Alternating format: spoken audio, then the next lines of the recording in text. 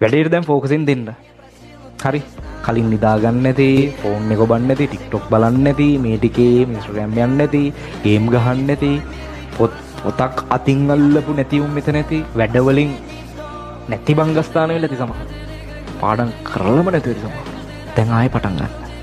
ආයෙ පටන් ගන්න පොත් මේසෙම හදාගෙන අද ඉඳන් පටන් ගන්නවා. අද රෑ.